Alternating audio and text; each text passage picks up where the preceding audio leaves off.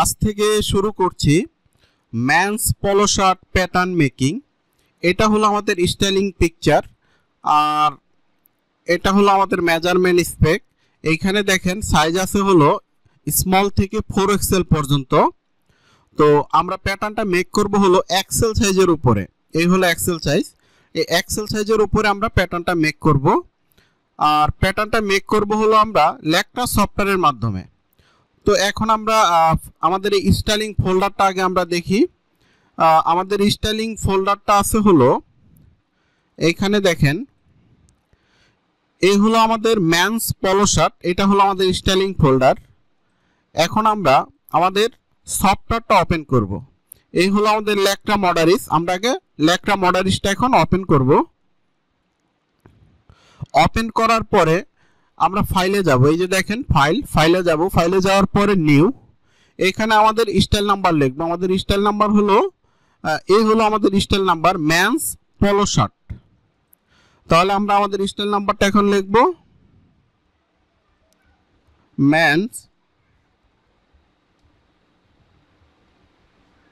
Man's পলো shirt. এখন আমরা ইন্টার বাটনে ক্লিক করব। তারপরে আমরা যাব হলো এখানে দেখেন ডিসপ্লেতে যাব। ডিসপ্লেতে যাওয়ার পরে আমরা টাইটেল সাইজে ক্লিক করব। আবার ডিসপ্লেতে যাব, আমরা টাইটেল ব্লকে ক্লিক করব, যে বাটন ক্লিক করব। এখন দেখেন আমাদের যে প্যাটার্নটা যে আমরা মেক করব, এই প্যাটার্নটা তো আমাদের একটা নির্দিষ্ট একটা ফোল্ডারে সেভ করব। যে ফোল্ডারটা আমি এর আগে আমি আপনাদেরকে এখন দেখাইলাম, সেই ফোল্ডারে আমরা সেভ করব।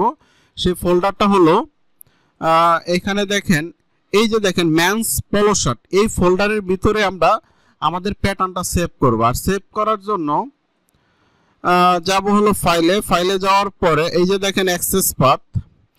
উপরে দেখেন সবার উপরে যে ঘরটা আছে, এই ঘরটাতে আমরা একটা ক্লিক করব। ক্লিক করার পরে এখন আমরা দেখব হলো আমাদের স্টাইলিং ফোল্ডারটা। স্টাইলিং ফোল্ডার হলো এই যে দেখেন আমাদের স্টাইলিং ফোল্ডার ম্যানস পলো শার্ট। এখন আমরা ওকে বাটনে ক্লিক করব। এটা দেখেন আমাদের কিন্তু একটা ঘরে আসছে, তাই না? এটা আমাদের সবগুলা ঘরে আনতে হবে। তার জন্য আমরা এখানে ক্লিক করব। এখানে দেখেন এই যে ডাবল লাইনটা না, এইটার উপর আমরা যদি একটা ক্লিক করি তাহলে দেখেন সবগুলা ঘরে দেখেন চলে আসছে। হ্যাঁ, আসার পরে আমরা ওকে ক্লিক করব। আবার ফাইলে যাব, সেভ দিব, আবার ফাইলে যাব, সেভ দিব, কন্টিনিউ। এখন দেখেন এইখানে যে সাইজগুলো আছে এইগুলো তো আর আমাদের সাইজ না, তাই না? আমাদের সাইজ হলো small, medium, large, Excel, 2XL, 3XL, 4XL, এগুলো হলো আমাদের সাইজ। আর এইখানে যে সাইজটা আছে এই সাইজগুলো আমাদের প্রয়োজন নাই। তো আমাদের যে সাইজটা সেই সাইজটা আমরা এই জায়গায় নিয়ে আসবো। আর নিয়ে আসার জন্য প্রথমে যাব হলো আমরা আমাদের স্টাইলিং ফোল্ডারে যাব। আমাদের স্টাইলিং ফোল্ডারে আসার পরে এখানে আমরা নিউ আসার পরে এই যে দেখেন টেক্সট ডকুমেন্ট, এটাকে আমরা সাইজ টেবিল বানাবো। এটাকে লিখবো হলো সাইজ টেবল।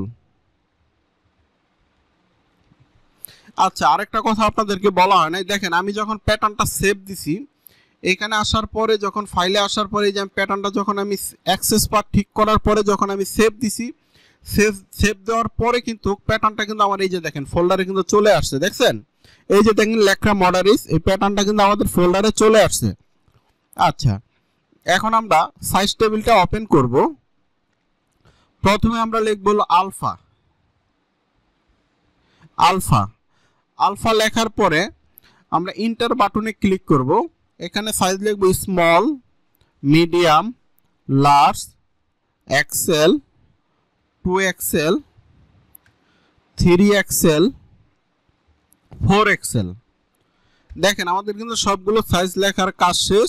এখন আমাদের কাজ বাকি আছে হলো আমরা প্যাটার্ন করব হলো কোন সাইজের উপরে? এক্সেল সাইজের উপরে। আর এক্সেল সাইজটাই হলো আমাদের বেস সাইজ। তো সাইজ টেবিল বানানোর সময় অবশ্যই বেস সাইজের আগে আমাদের স্টার চিহ্ন দিতে হবে। হ্যাঁ, এটা সব সময় মাথায় রাখবেন যে বেস সাইজের আগে আমাদের স্টার চিহ্ন দিতে হবে, এটা সবসময় মনে রাখবেন। তারপর আবার আমরা এখানে ফাইলে যাব, সেভ দিব, ক্লোজ করব। এখন আমরা সফটওয়্যারে যাব। আচ্ছা, স্টার চিহ্নটা দেওয়ার মানে হলো এখানে যেটাকে আমরা স্টার চিহ্ন দেব সেই সাইজটা হোয়াইট কালার হয়ে যাবে। হ্যাঁ, এখন আমরা সাইজ টেবিলটা নিয়ে আসি, তাহলে আপনাদের জন্য বুঝতে আরো সুবিধা হবে। সাইজ টেবিল আনার জন্য যাব হলো F7-এ। F7-এ যাওয়ার পরে এখানে দেখেন IMPEVT, এটাতে একটা ক্লিক করব, সাইজের উপর একটা ক্লিক করব। ক্লিক করার পরে এখন আমাদের স্টাইলিং ফোল্ডারটা হলো, স্টাইলিং ফোল্ডারটা আমরা দেখব। আমাদের স্টাইলিং ফোল্ডারটা হলো এই যে দেখেন মেন্স, আমাদের স্টাইলিং ফোল্ডার হলো এই যে চলে আসছে মেন্স পলো শার্ট। এই হলো আমাদের সাইজ টেবিল। এই সাইজ টেবিলে একটা ক্লিক করব, এই যে নিচে দেখেন ওপেন একটা ক্লিক করব। দেখেন আমাদের সাইজগুলো কিন্তু চলে আসছে। আর দ্বিতীয় কথা হলো আমরা এক্সেল সাইজের আগে স্টার চিহ্ন দিছি বিদায় কিন্তু আমাদের দেখেন এটা কিন্তু হোয়াইট কালার হয়ে গেছে। আর এটা অবশ্যই স্টার চিহ্ন দিতে হবে, নাইলে আপনি বুঝতে পারবেন না যে আসলে কোন সাইজের উপরে প্যাটার্ন মেক করছেন। হ্যাঁ, এটা অবশ্যই স্টার চিহ্ন দিতে হবে।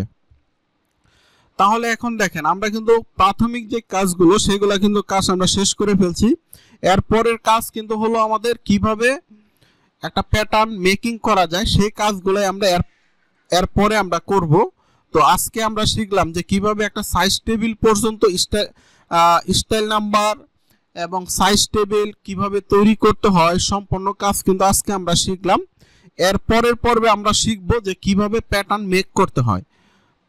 তো ঠিক আছে, আজকে এই পর্যন্ত। এরপরের পর্বে শিখব কিভাবে প্যাটার্ন মেক করতে হয়।